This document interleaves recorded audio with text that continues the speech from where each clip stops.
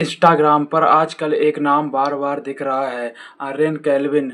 कभी रील्स में, कभी कमेंट में, कभी मीम पेज पर और सबसे शॉकिंग बात, बहुत लोग बोल रहे हैं कि अगर इंस्टाग्राम रीच में ये टॉप क्रिएटर्स को भी टक्कर दे रहा है। लेकिन सवाल ये है, आखिर आर्यन केल्विन इतना वायरल कैसे हुआ? क्या ये सिर्फ एल्गोरिथम का गेम है या उसमें इंटरनेट का सीक्रेट फार्मूला समझ लिया है? देखो, आज इंस्टाग्राम पर करोड़ों क्रिएटर्स कंटेंट बना रहे हैं, लेकिन उनमें से कुछ क्रिएटर्स ही एल्गोरिथम को क्रैक कर पाते हैं। और अब इंटरनेट पर एक नाम काफ़ी अग्रेसिव ग्रो कर रहा है, Aryan kelvin.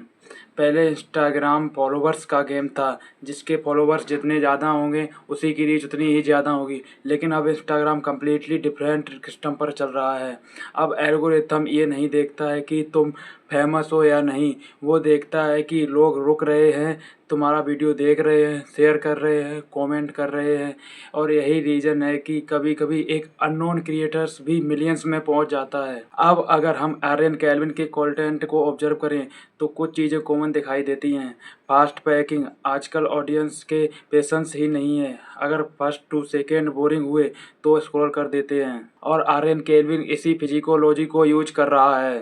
Fast cut, instant hooks, quick reaction और हाई एनर्जी डिलीवरी। इंटरनेट पर अब कंटेंट नहीं, अटेंशन बिकता है। और जो क्रिएटर अटेंशन रोक लेता है, एल्गोरिथम उसी को पुश कर देता है। इसलिए मॉडर्न क्रिएटर को लाउड बोलना पड़ता है, फास्ट होना पड़ता है, एंगेजमेंट बढ़ाना पड़ता है। Instagram reels basically dopamine machine बन चुकी है। हर स्वाइप पर new face, new project, new video, new reel. और क्रिएटर्स एग्जैक्टली इसी सिस्टम के अकॉर्डिंग कंटेंट डिजाइन करते हैं। आर्यन केल्विन का कंटेंट भी इसी डोपामिन कंटेंट को फॉलो करता दिखाई देता है। बहुत लोग सोचते हैं वायरल होना लक है, लेकिन रियलिटी वायरल होना लक नहीं है। ये एक मोस्टली फिजिकोलॉजी है।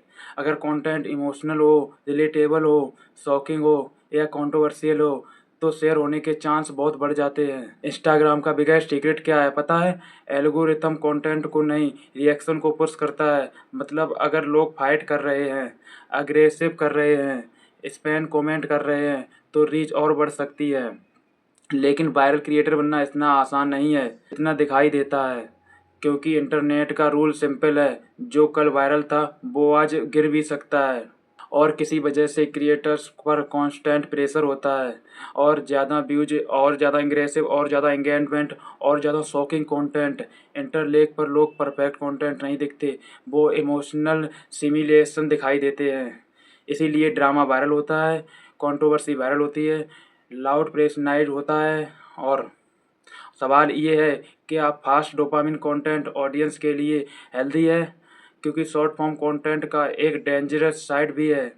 अटेंशन स्पैम कम होना, स्टैंड कम होना, डेडिकेशन बढ़ाना और एडिक्शन को बढ़ाना, डिस्ट्रैक्टेड माइंड। फ्यूचर में शायद इंटरनेट पर वही क्रिएटर सर्वाइव कर पाएंगे जो फास्ट भी हों, एंटरटेनिंग भी हों और स्मार्ट स्टोरी टेलिंग भी जानते हों। और करंटली आर.एस. केल्विन भी इसी वेब पर राइड करता हुआ दिखाई दे रहा है। तो क्या आर्यन केल्विन लकी है? मुझे नहीं लगता है, क्योंकि इंटरनेट पर कॉन्स्टेंटली वायरल रहना यूजली स्ट्रेटजी, फिजिकोलॉजी, टाइपलिंग और कम्बाइनेशन होता है। और आजकल जो क्रिएटर्स ऑडियंस का अटेंशन कैप्चर कर लेते हैं, वही सोशल मीडिया का रियल हीरो बन जाता है।